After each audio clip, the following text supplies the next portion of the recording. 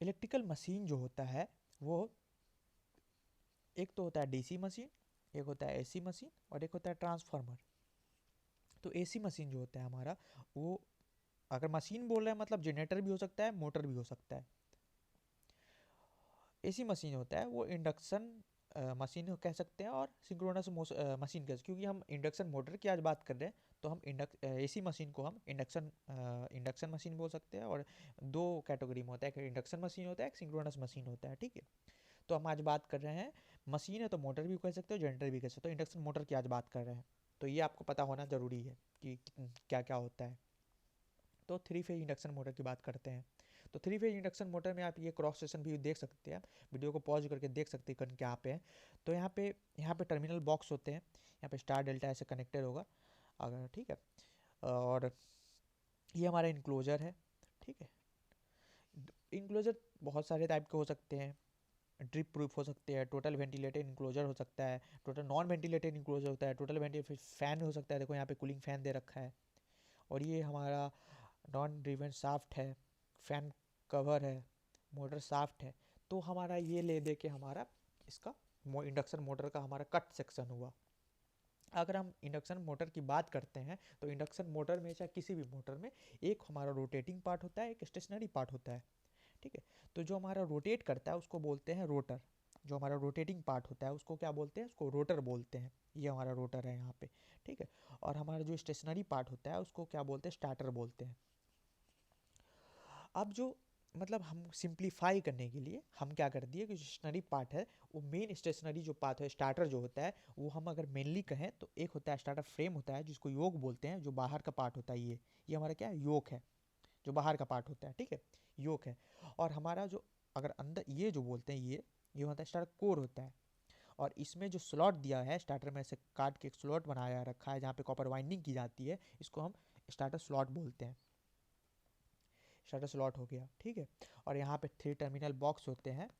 तो स्टार्टर होता है 3 पार्ट में डिवाइड कर दिए, स्टार्टर फ्रेम, स्टार्टर कोर और स्टार्टर स्लॉट। और हमारा जो रोटेटिंग पार्ट उसको रोटर बोलते हैं। अब जो ये रोटर होता है वो इंडक्शन मोटर में 2 टाइप के होते हैं। एक होता है स्क्विरल केज रोटर।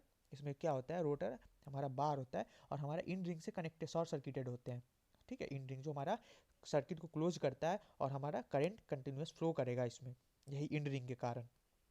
ये केज होता है, कुछ नहीं होता है, एक तरह से केज होता है, इसके लिए इसका नाम दिया गया है।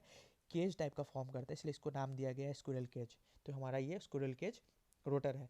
फिर एक होता है स्लिप रिंग रोटर। तो हम आज इस पर बात नहीं करते हैं, हम अभी जो बात करने जा रहे हैं इसके सिद्धांत मतलब वर्किंग प्रिंसिपल पे बात करने जा रहे हैं, किस वर्किंग प्रिंसिपल पे काम करता है ये।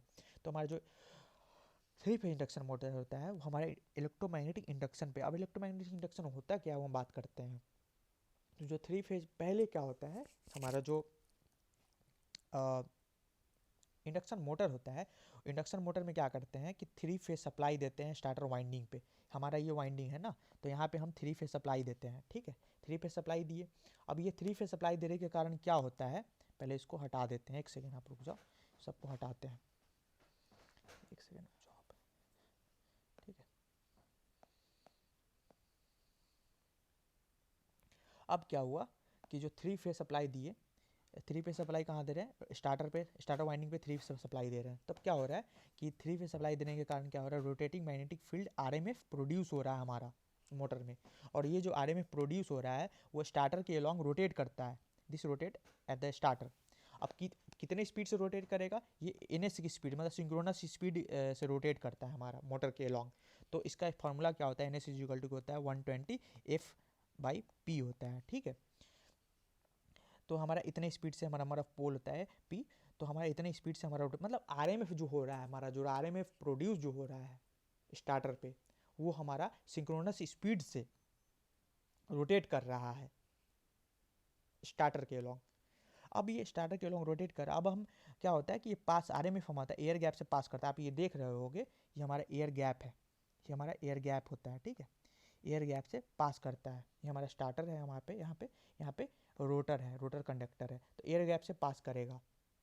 एयर गैप से पास करने के बाद क्या होता है, देखो यहाँ पे एयर गैप से पास करेगा और ये जो हमारा कट करेगा, जो आरएमएफ है जो है हमारा रोटर कंडक्टर को कट करता है, ठीक है, कट करेगा। और हमारा रोटर कंडक्टर क्या है, स्टेशनरी पोजीशन पे है। तो क्योंकि हमारा रोटर कंडक्टर स्टेशनरी पोजीशन पे है और आरएमएफ उसके अलोंग घूम रहा है और ये कट कर रहा है, तो इसके कारण क्या है कि रिलेटिव मोशन हुआ। Due to the relative motion, जो रिलेटिव मोशन डिफरेंस की वजह से आरएमएफ और स्टेशनरी रोटर कंडक्टर के रिलेटिव मोशन डिफरेंस की वजह से, दोनों के बीच में रिलेटिव मोशन डिफरेंस की वजह से ईएमएफ इंड्यूस होता है। देखो EMF are induce in the rotor conductor, तो रोटर कंडक्टर पे क्या होता है, ईएमएफ इंड्यूस होता है क्योंकि हमारा रोटर कंडक्टर शॉर्ट सर्किटेड है इंड रिंग से और हमारा जो है current start flowing on the rotor conductor, तो हमारा क्या होता है करंट रोटर कंडक्टर के अलोंग जो हमारा होता है फ्लोइंग करने लगता है। Since the current carrying conductor are place in the magnetic field by the starter winding, as a result जो रोटर कंडक्टर होता है एक्सपीरियंस मैकेनिकल फोर्स, जो ये होता है क्या, rotor current experience mechanical force. ठीक है, अब ये मैकेनिकल फोर्स एक्सपीरियंस करता है, इसके कारण क्या होता है कि टॉर्क प्रोड्यूस होता है जो रोटर को मूव करता है सेम डायरेक्शन में as a rotating magnetic field. जो आरएमएफ है ना, उसी के डायरेक्शन हमारा क्या होता है, रोटर को रोटेट करता है, जो टॉर्क मतलब जो टॉर्क प्रोड्यूस हुआ है, ठीक है, उसके कारण जो है रोटर को रोटेटिंग मैग्नेटिक फील्ड के डायरेक्शन में रोटेट करता है। ठीक है, यही हमारा क्या है, 3 फेज इंडक्शन मोटर का वर्किंग प्रिंसिपल है। और हमारा क्या होता है कि इलेक्ट्रिकल पावर होता है वो कन्वर्टेड बनता है आउटपुट मैकेनिकल पावर में। ठीक है, तो ये हमारा हो गया 3। अब यहाँ पे लेंस लॉ क्या बोलता है कि rotor should be move in the direction of the starter field, जो हमारा रोटर है उसी डायरेक्शन में मूव होना चाहिए जो हमारा स्टार्टर फील्ड है। ठीक है, तो ये अब इसका एडवांटेज देख लेते हैं। एडवांटेज कुछ नहीं है, सिंपल है, रिजिड कंस्ट्रक्शन है, लेस मेंटेनेंस चाहिए इसमें, हाई इफिशियंसी हाई होती है इसकी, गुड पावर फैक्टर होता है, इनएक्सपेंसिव मतलब लेस एक्सपेंसिव होते हैं, कम खर्चा होता है इसमें, और ये क्या होता है सेल्फ स्टार्टिंग टॉर्क होता है इसमें। डिसएडवांटेज क्या होता है, डिसएडवांटेज कुछ नहीं होता है, ये कांस्टेंट स्पीड मोटर होता है, तो हमको इसको स्पीड कंट्रोल करने के लिए बहुत डिफिकल्टी होती है। करते हैं बहुत सारे तरीका होता है, बीएफडी होता है, बहुत सारा तरीका होता है, लेकिन थोड़ा डिफिकल्ट होता है इसको स्पीड कंट्रोल करना, इसलिए ये क्या होता है कांस्टेंट मोटर होता है, ये एक डिसएडवांटेज हो गया। फिर दूसरा डिसएडवांटेज क्या होता है, 3 फेज इंडक्शन मोटर है पुअर स्टार्टिंग टॉर्क, मतलब स्टार्टिंग टॉर्क होता है पुअर होता है इसमें। ठीक है, और हाई इनरस करेंट होता है इसमें। They always operate under the lagging power, जो ये होता है always operate in the lagging power factor, ये लैगिंग पावर फैक्टर में ऑपरेट करता है। तो ले देखिए प्रिंसिपल यही है। अब हम ओवरऑल बता रहे हैं कि हम इस वीडियो में क्या क्या देख लिए। हम इस वीडियो में देखें कि हमारा जो पहले तो देखें कि हमारा इंडक्शन मोटर था, तो इंडक्शन मोटर में ऊपर जो हमारा घूमता है उसको क्या बोलते हैं, इसको बोलते हैं रोटर बोलते हैं। ठीक है, और जो स्टेशनरी पार्ट है उसको स्टार्टर बोलते हैं। तो स्टार्टर हमारा क्या 3 टाइप में इसको कैटेगराइज कर दिया। पहले तो हो गया हमारी योक, ठीक है, योक होता है पहला, जिसको आउटर पार्ट होता है। फिर होता है हमारा कोर, स्टार्टर कोर होता है। और हमारा तीसरा होता है हमारा स्टार्टर वाइंडिंग, जहाँ पे हमारा स्टार्टर वाइंडिंग किया रहता है, जहाँ पे हम वाइंडिंग करते हैं कॉपर की।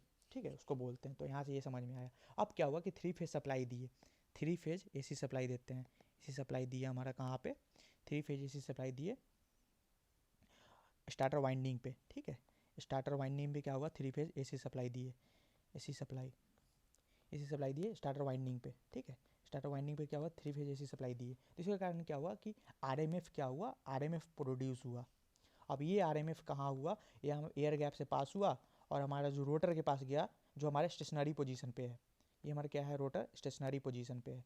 तो अब जो स्टेशनरी पोजीशन पे है, तो इसके कारण क्या होता है कि हमारा relative motion because of the difference in the relative motion between the rotor and the RMF EMF induce, तो EMF हमारा इंड्यूस हो जाता है और हमारा जो स्टार्टर जो रोटर होता है वो मतलब रोटेट करना स्टार्ट कर जाता है। ठीक है, और यही हमारा वर्किंग प्रिंसिपल है इसका।